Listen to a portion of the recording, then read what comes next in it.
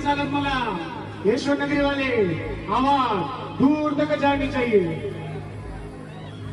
सियावर रामचंद्र भगवान की। अरे अजून मी कमी येतोय, सगळ्यांचे हात वरती। सियावर रामचंद्र भगवान की, पवन पुत्र हनुमान की। माझ्यासोबत म्हणा, अंजनीच्या सुता तुला रामाचं वरदान। अंजनीच्या सुता तुला रामाचं वरदान। एक मुखानं बोल